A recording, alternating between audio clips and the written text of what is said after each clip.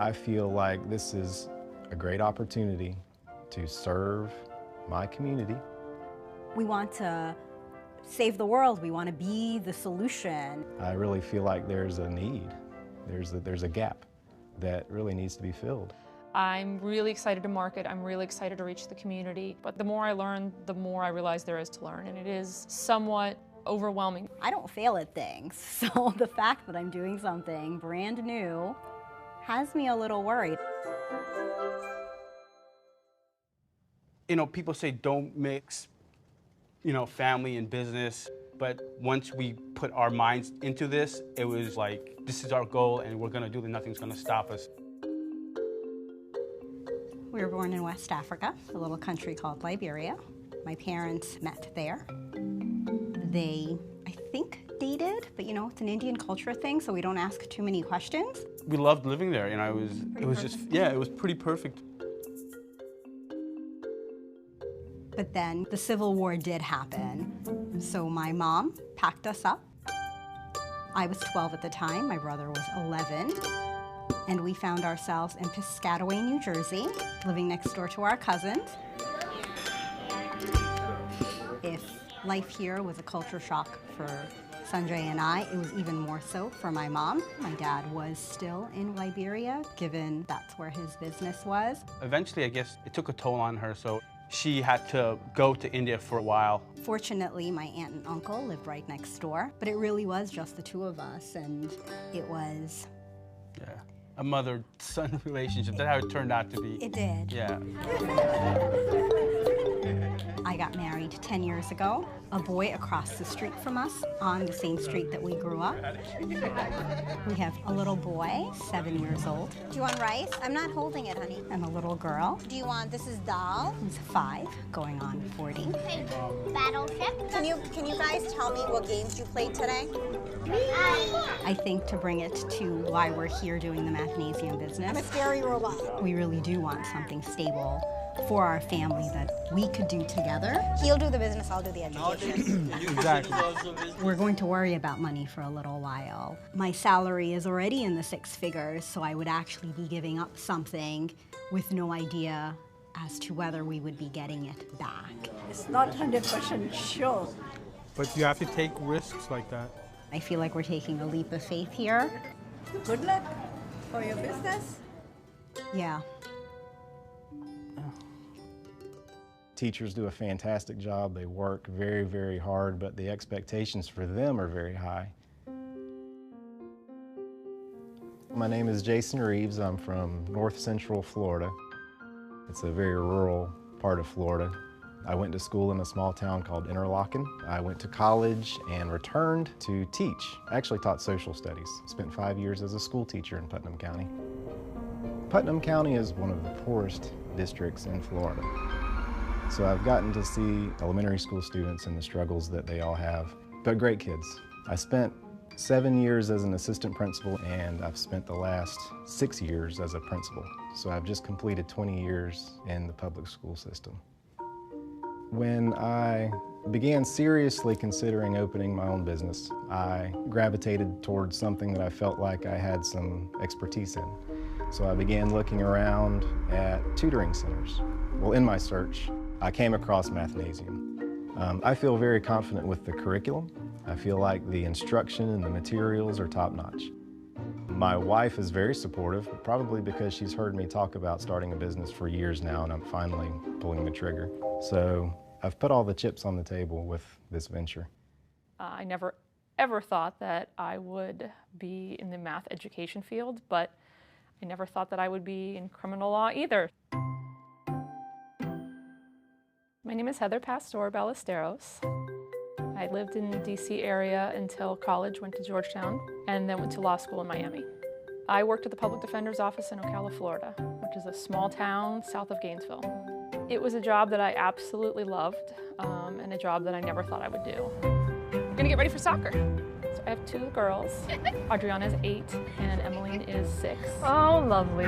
And they are both Mathnasium students.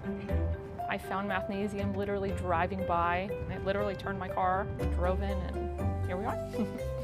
I love you, Mom. I love you, boo-boo. I have to give my husband Gene credit for the idea of actually owning a mathnasium.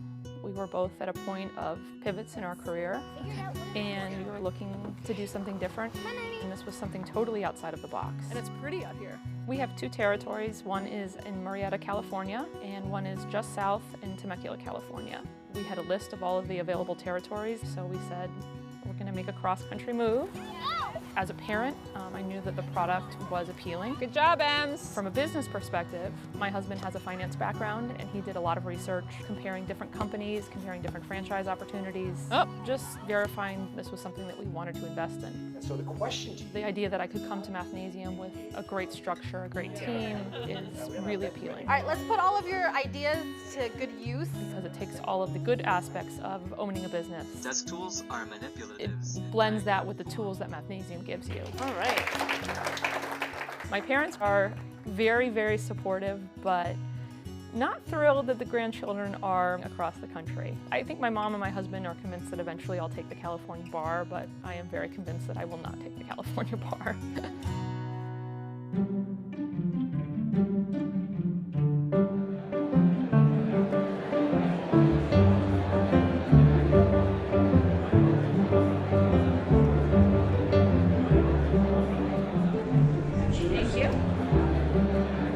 Well, welcome to our 12th annual Mathnasium Convention. Wow! Congratulate yourselves. We have 800 people this year.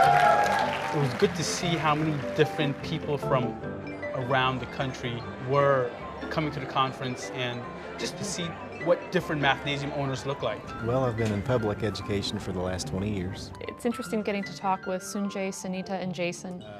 They have very different backgrounds than myself. My main concern is this is going to be my livelihood.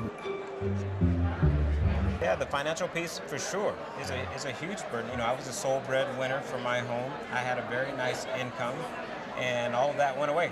And so I believe that struggle motivated me to do all that was necessary to ensure that the business was successful. What piqued your interest in Mathnasium?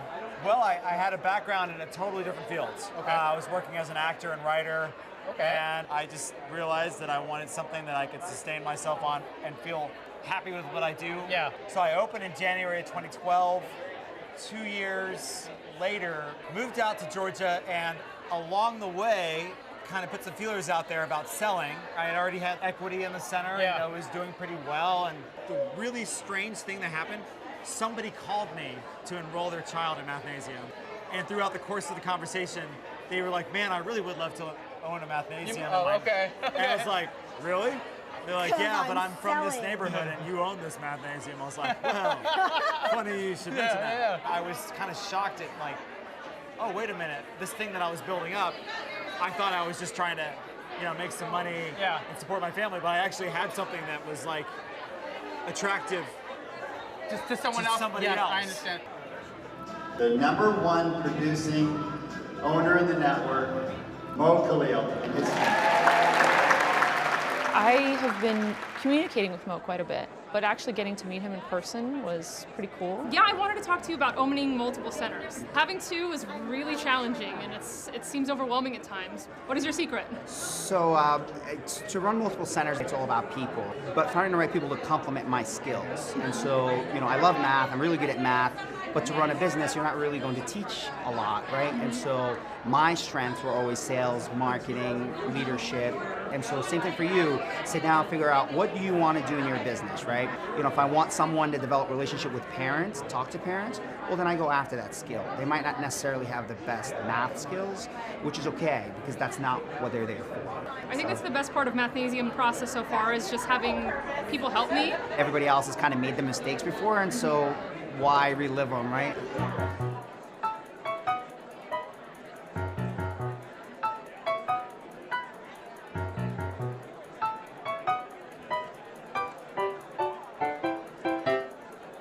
More than nervous excitement, I'm a little bit overwhelmed. And marketing is going to be the biggest challenge for us. No marketing experience here. It's really Yeah. beginning to scare me a little bit. How do we know what to do? I'm not alarmed that you feel that way. A lot of new franchisees have questions about advertising. Am I gonna have to create my own ads? Am I gonna have to create my own banner? Absolutely not. So it's our responsibility to do that for you. Then the second piece is delivering to you a plan that you can use before you even open your center. And we call that the startup marketing plan. And so that'll give you a case-by-case perspective of what to do when, how much it's gonna cost, and then how many leads you should expect from each marketing tactic. So a big part of our job and our opportunity is to simplify your life. The people here have been great. The other franchisees really come from a diverse background. No two people come at it exactly the same. What in terms of marketing, what has worked for you guys? Getting in the community, going on Saturdays to the Little League Picture Day and standing out there and handing out gifts. We got a banner up at the local high school, you know, over the fields. I'll tell you, one of the best ways we've gotten, it was an idea that Christine had early on. We had a friend who's a baker, and she makes the best cupcakes in Augusta. Oh, that's a good contact, yeah. So we would order 90 dozen of these cupcakes. She does frosting and the little red A+. Yeah. And we would just go to the schools, not ask for anything, not ask to talk to anybody. Nobody's going to turn away cupcakes, I guess. Exactly. And they got to the point where they saw the pink boxes coming and they'd say, like, oh, Mathnasium is here with the cupcakes.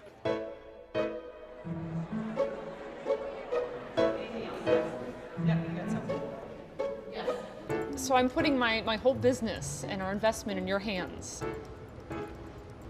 But how do I know that you guys are going to really support me?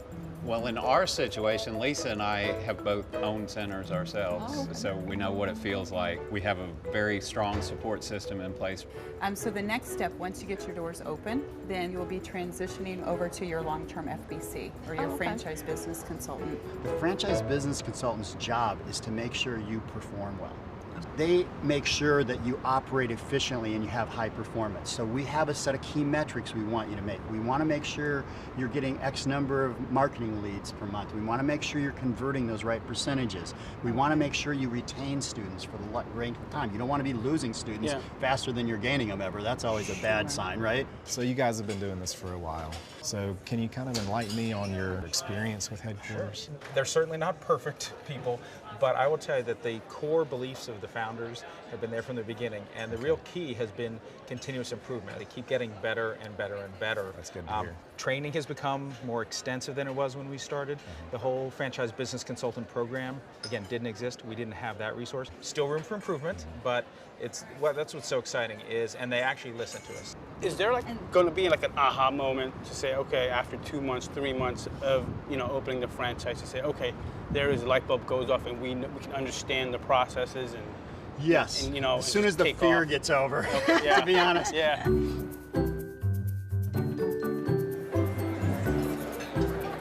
If you're going to the top tier schools, they still want to see calculus on your high school resume. So, well, I came to this whole thing because I was a little girl that was good at math. So Jennifer and I both have an interest in pushing young women to reach their potential, drawing girls into Mathnasium to help them succeed. I was a strong math student, but I knew exactly what point my confidence waned, and that was the biggest problem I had was my confidence. Yeah, so and when was it? Honors geometry. I didn't have that team support saying that you can do this and giving me the confidence to keep going in it. What you'll see a lot of times is mothers who they're well-meaning and they want it, but they console their daughters. They say, it's okay, sweetie. I wasn't really good at math and I turned out fine. So you don't really need to be either. And so then everybody just kind of shrugs and says, oh, well, she's more interested in dance and she's not interested in math, so we'll just let it stop. So that's something that I would really like to push. I would like to keep my enrollment for high school girls up. And I guess it's a challenge for me. So I was a math teacher for about 22 years. Well, Nick Millay was interesting. We have quite a bit in common. We're both former educators. What were your class sizes like in Nevada? Oh, well, every year they got bigger. And my last year I taught, which is 2013, I had 60 kids in one of my classes. Wow, that is challenging. And you can't teach effectively. So how did the transition for you occur from the classroom to now Mathnasium Center owner? Well, I mean, it's a leap of faith. I was nervous, and am I going to put students in the seats? and we've been real successful. We grew real fast. But I mean, you know, before I opened, I had that worry, and after I opened, I had that worry, and last night I had that worry, and I don't think that's ever going to go away. And I saw the curriculum, and that was the big thing for me. It was philosophically very much how I always taught in the classroom. So I thought, you know what, I got to do it. Right. There's no looking back. I couldn't be happier that I made the switch. I'm intrigued by the curriculum. What inspired you to go down this path? Well, the biggest surprise of the day was I got to meet Larry. David was there as well. I started teaching in 1974, grades 7, 8, and 9. And I realized that my kids were working developmentally around the 3rd and 4th grade level. So every day I would create material for my kids. I spent many, many hours using the old mimeograph machines. Then in 1980, my son was born, Nick. So I started creating more material that would be appropriate for him. At that point, I actually evolved into a curriculum consultant for various schools. And those schools wanted me to develop material, if you will, to fill in the cracks that every textbook series has some, what people consider cracks. Absolutely. And since Mathnasium has started, we've taken that material and fleshed it out now into material that the entire system uses. I mean, yeah, the real goal was to take what Larry had created and make it possible for other people to use it. When we started, and Larry and I were the first. We were it. That was the education department, and we basically opened the first learning center. There was no headquarters or anything like that. The goal for me was to make it so that other people could use what we call now teaching the Mathnasium Way. It's like there's the recipe, which is important, but then there's the cook. You know, if you can't cook, I can give you a great recipe. That's going to do you no good. Yeah. In fact, it's probably better to be a good cook with a lousy recipe than it is to Sounds right. the other way around. So Larry trained the first couple of teachers, and then I basically threw Larry out of the center. I sent him home. He wasn't allowed anywhere near the place because we really wanted to find out if it could operate without me, without him. Because if it couldn't, then we had a one-center business. It's a one-center business, Yeah. and it was only at that point, which I think is 2005, that we felt comfortable. Actually, 2004 is when we did our 2004 first franchise training. Right. So then we're like a married. Yeah, exactly. When's our anniversary? I have no idea. You know, he's sort of like the face of Mathnasium. You know, when you think of Mathnasium, you think of Larry. It's just it's an amazing story. In summary, I think the best part of the conference has been the people. Having that close connection with them, developing relationships, bouncing ideas off each other. I actually woke up in the middle of the night thinking, crap, oh my God, we're doing this. There seems to be a common thread with many of the franchisees that I've spoken to, and that's the child is most important. That gives me some confidence that if I can keep the kids front and center, I'll be okay.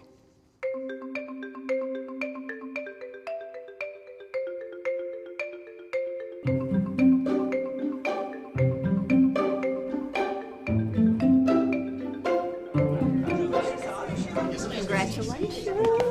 Here it is. Now, on my first day open, I really feel pretty confident. My instructors are here. They're ready to start working with kids. I've got a startup specialist. Her name is Susan, and we speak once a week on the phone. Most recently, she was here 2 days ago helping me put up my wall art. We've got a beautiful interior and exterior. So the support is definitely there, and it's really made a huge difference. The first day was really exciting. It's a big process. There's a lot of anxiety and stress that goes into every detail, from the lease negotiations to buying the furniture to everything that you need to do. And overall, everybody has been really, really responsive. The parents are really happy we're here. I'm never going to forget spending the entire Memorial Day weekend putting up all the wall art. It felt like the space became a Mathnasium and ours that day. Yes. The other franchisees, I'm genuinely surprised at how free they are with their time and advice. The better the center is doing, the more free with their advice they've been. One of my biggest concerns going into this process was the ability to find qualified instructors. I don't know how it's happened, but we seem to have been easily able to find really awesome, qualified, not just right people that have the math skills, but people that have the skills to work with kids. I think, you know, the things that we had expected to be difficult, hiring people, because getting the right person was critical. I feel like that fell into place with us. The areas that I thought would be smooth sailing were not at all. And the areas that I thought would be really difficult have turned out to be more enjoyable. Oh, so close. 3, 2,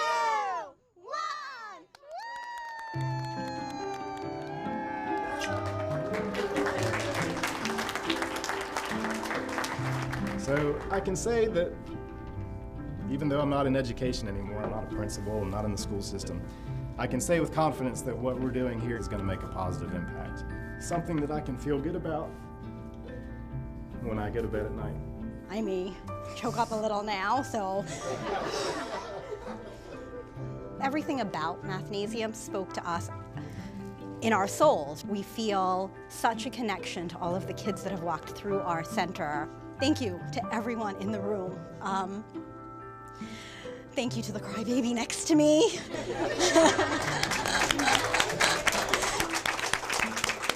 All of my friends from before, most of them are attorneys. Every single one of them is insanely jealous. It was a big step to leave Florida and move across the country. So our answer is a 1 and 1. Very good. I love working with kids. I love talking about how we can make a difference. I'm finding that the part that I'm enjoying the most is sitting down across from a parent and telling them what we have to offer, feeling like I'm actually doing something for that family that's valuable. That's, to me, very gratifying. I wouldn't change what we've gone through for anything. I haven't been here when the sign was up and it was lit, and I was walking to my car and I looked back and I was like, you know, it hit me. I'm like, a sense of accomplishment, you know, just kind of look back at the journey from when we started to, you know what, we did it. And the sign is so pretty. Yeah. It really is all lit up. It's so pretty.